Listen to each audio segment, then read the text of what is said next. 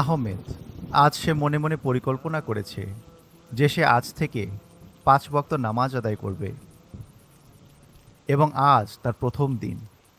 যখন সে ফজরের আজানের ধ্বনি শুনতে পেল তখন সে মনে মনে ভাবল, নামাজের সময় হলো, যাই নামাজটা পড়ে ফেলি।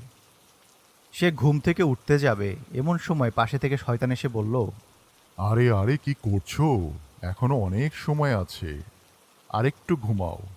দেখছো না বাইরে কি বৃষ্টি হচ্ছে?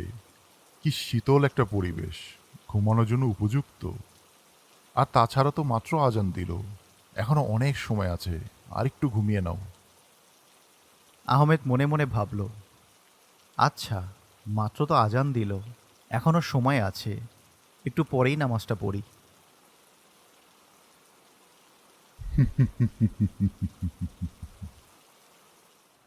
আহমেদ অফিসে বসে কাজ করছে।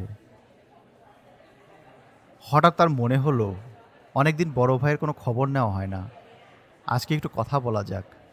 যেই না ফোনটা হাতে নিবে তখনই পাশ থেকে শয়তান বলল, তুমি কিসের জন্য তাকে ফোন দিবা? সে কি তোমাকে ফোন দিয়ে তোমার খোঁজ নিতে পারে না? প্রায় সময় তুমি তাকে ফোন দাও, এটা কেমন হলো বলো তো? আহমেদ মনে মনে ভাবল, কিন্তু আমি কেন তাকে ফোন দিব? সে কি আমার খোঁজ নিতে পারে না? আমি খেয়াল করলাম সেও খুব একটা আমার খোঁজ খবর নেয় না। না, আমি ফোন দেব না। এই বলে আহমেদ তার ফোনটা একপাশে রেখে দেয়।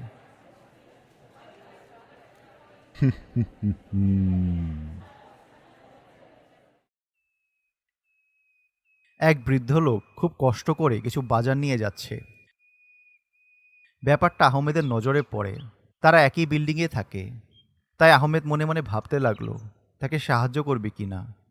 আর ঠিক তখনই পেছন থেকে শয়তান এসে বলল, কি দরকার? তোমাকে কজনের সাহায্য করতে আসে বলো তো? আহমেদ সেই বৃদ্ধকে সাহায্য করতে গিয়েও করল না, নীরবে দাঁড়িয়ে রইল।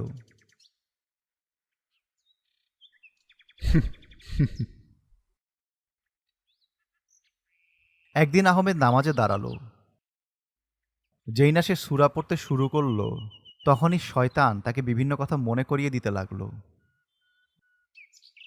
তুমি কি মেইলটা পাঠিয়েছিলে? মনে রেখো, মেইলটা পাঠানো কিন্তু খুবই গুরুত্বপূর্ণ। সামনেই অডিট বসবে, অ্যাকাউন্টসের হিসাবটা মিলানো খুব দরকার, তা না হলে অনেক বড় সমস্যায় পড়ে যেতে পারো। জানো, অফিসে নতুন মেয়ে জয়েন করেছে, তার সাথে একটু হাই হ্যালো করা দরকার। এইভাবে শয়তান তাকে বিভিন্ন কথা মনে করিয়ে দিয়ে ধোঁকা দিতে লাগলো। আহমেদ কোনোভাবে নামাজটা শেষ করলো, কিন্তু বেশিরভাগ সময় নামাজে অমনোযোগী ছিল।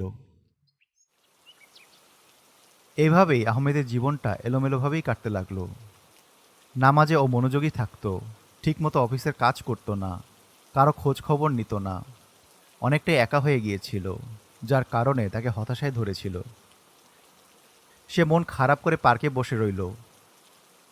তখনই তার এক বন্ধু আব্দুর রশিদের সাথে তার দেখা হলো। আব্দুর রশিদ বলল, কি ব্যাপার বন্ধু, তুমি এভাবে মন খারাপ করে বসে আছো কেন? আর বলিস না রে ভাই, খুব হতাশা ধরেছে। জীবনটা কেমন যেন এলোমেলো চলছে। অফিসের কাজকর্ম এলোমেলো হয়ে গেছে।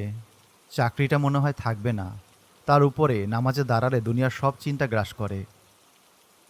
ভালো কোনো কাজ করতে গেলেই উল্টাপাল্টা চিন্তা আসে, যার কারণে আমি কোনো কাজই ঠিকমতো করতে পারছি না। এখন চরম হতাশায় ভুগছি। বন্ধু, তুমি শয়তানের ধোকায় পড়েছো। শয়তানের কাজই আমাদের বিভিন্ন কাজে ধোকা দেওয়া, নানা রকমের কুবুদ্ধি এবং কুমন্ত্রণা দেওয়া। তবে মনের জোরটাই আসল ভাই। শয়তান শুধু তোমাকে কুমন্ত্রণা দেবে, কিন্তু তোমাকে দিয়ে জোর করে কিছু করাতে পারবে না।